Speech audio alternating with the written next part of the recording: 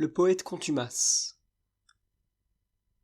Sur la côte d'Armor, un ancien vieux couvent, les vents se croyaient là dans un moulin à vent, et les ânes de la contrée, aux lierres râpées, venaient râper leurs dents, contre un mur si troué que pour entrer dedans, on aurait pu trouver l'entrée. Seul, mais toujours debout avec un rare aplomb, crénelé comme la mâchoire d'une vieille, son toit à coups de poing sur le coin de l'oreille, aux corneilles bâillants se tenait le donjon, fier toujours d'avoir eu, dans le temps, sa légende. Ce n'était plus qu'un nid à gens de contrebande, vagabonds de nuit, amoureux buissonniers, chiens errants, vieux rats, fraudeurs et douaniers. Aujourd'hui l'hôte était, de la borgne tourelle, un poète sauvage avec un plomb dans l'aile, et tombé là parmi les antiques hiboux qu'il estimait d'en haut. Il respectait leurs trous, lui seul hibou payant comme son bail le porte, pour 25 éculents dont remettre une porte. Pour les gens du pays, il ne les voyait pas. Seulement en passant, eux regardaient d'en bas, se montrant du nez sa fenêtre. Le curé se doutait que c'était un lépreux, et le maire disait « Moi, qu'est-ce que j'y peux? C'est plutôt un Anglais. » Un être. Les femmes avaient su, sans doute par les buses, qu'il vivait en concubinage avec des muses. Un hérétique enfin, quelque Parisien de Paris ou d'ailleurs. Hélas, on n'en sait rien. Il était invisible, et comme ces donzelles ne s'affichaient pas trop, on ne parla plus d'elle. Lui, c'était simplement un long flâneur, sec, pâle, un ermite amateur chassé par la rafale. Il avait trop aimé les beaux pays malsains, condamné des huissiers comme des médecins. Il avait posé là, saoul et cherchant sa place, pour mourir seul ou pour vivre par contumace, faisant, d'un à peu près d'artiste, un philosophe d'à peu près, râleur de soleil ou de frère en dehors de l'humaine piste. Il lui restait encore un hamac, une vielle, un barbet qui dormait sous le nom de fidèle. Non moins fidèle était, triste et doux comme lui, un autre compagnon qui s'appelait l'ennui. Se mourant en sommeil, il se vivait en rêve. Son rêve était le flot qui montait sur la grève, le flot qui descendait. Quelquefois, vaguement, il se prenait à attendre. Attendre quoi? Le flot monter? Le flot descendre? Ou l'absente, qui sait? Le sait-il bien lui-même? Au vent de sa guérite, a-t-il donc oublié comme les morts vont vite? Lui, ce viveur vécu, revenant égaré, cherche-t-il son follet? À lui, mal enterré? Certes, elle n'est pas loin, celle après qui tu brames, ô cerf de Saint-Hubert. Mais ton front est sans flamme. N'apparais pas, mon vieux, triste et faux déterré. Fais-le mort si tu peux, car elle t'a pleuré.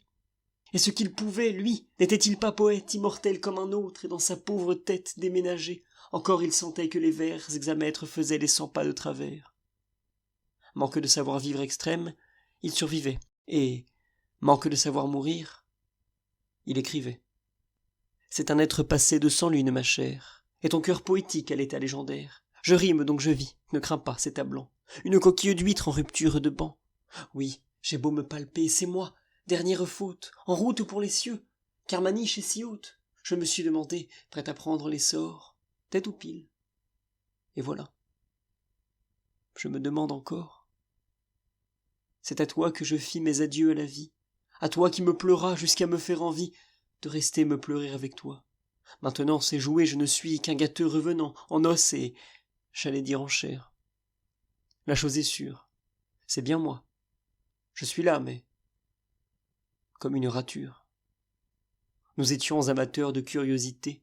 Viens voir le bibelot, moi j'en suis dégoûté. Dans mes dégoûts surtout, j'ai des goûts élégants, tu sais. J'avais lâché la vie avec des gants. L'autre n'est pas même à prendre avec des pincettes. Je cherche au mannequin de nouvelles toilettes. Reviens m'aider. Tes yeux dans ces yeux-là, ta lèvre sur cette lèvre, et là, ne sens-tu pas ma fièvre de toi? Sous l'orbe est-il passé l'arc-en-ciel au charbon par nos nuits laissées? Et cette étoile, oh va, ne cherche plus l'étoile que tu voulais voir à mon front. Une araignée a fait sa toile au même endroit, dans le plafond. Je suis un étranger. Cela vaut mieux peut-être. Eh bien non, viens encore un peu me reconnaître. Comme au bon saint Thomas, je veux te voir la foi. Je veux te voir toucher la plaie et dire « Toi !» Viens encore me finir, c'est très gai. De ta chambre, tu verras mes moissons. Nous sommes en décembre. Mes grands bois de sapin, les fleurs d'or des genêts, mes bruyères d'Armor entassent sur les chenets. Viens te gorger d'air pur, ici j'ai de la brise si franche que le bout de ma toiture en frise. Le soleil est si doux qu'il gèle tout le temps. Le printemps n'est-ce pas tes 20 ans? On n'attend plus que toi, vois déjà l'hirondelle se pose en fer rouillé cloué à ma tourelle. Et bientôt nous pourrons cueillir le champignon dans mon escalier que dort un lumignon. Dans le mur qui verdoie existe une pervenche sèche.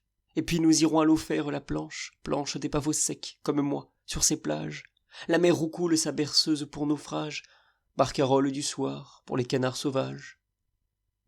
En Paul et Virginie, et Virginie, où veux-tu, nous nous mettrons au vert du paradis perdu. Ou Robinson avec vendredi, c'est facile. La pluie a déjà fait de mon royaume une île. Si pourtant près de moi tu crains la solitude, nous avons des amis sans phare, un braconnier, sans compter un caban bleu qui, par habitude, fait toujours les 100 pas et contient un douanier. Plus de clerc d'huissier, j'ai le clair de la lune et des amis Pierrot amoureux sans fortune. Et nos nuits, belle nuit pour l'orgie à la tour. Nuits à la Roméo, jamais il ne fait jour.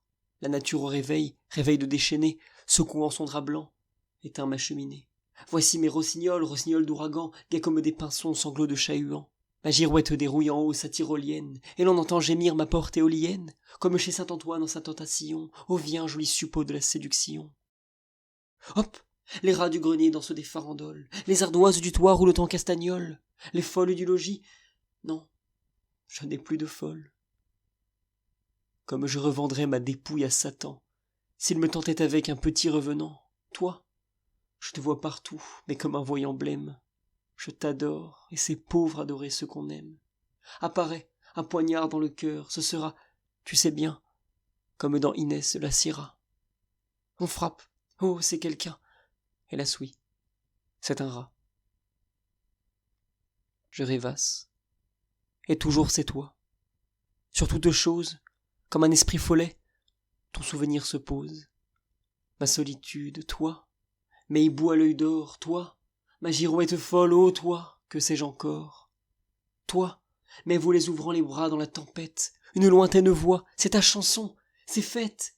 Les rafales foyant ton nom perdu, c'est bête, mais c'est toi.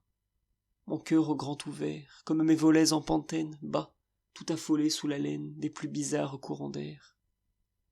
Tiens, une ombre portée, un instant est venue, dessiner ton profil sur la muraille nue, et j'ai tourné la tête.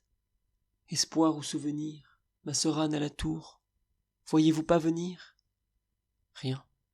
Je vois dans la froide chambrette, mon lit capitonné de satin de brouette, et mon chien qui dort dessus, pauvre animal, et je ris, parce que ça me fait un peu mal.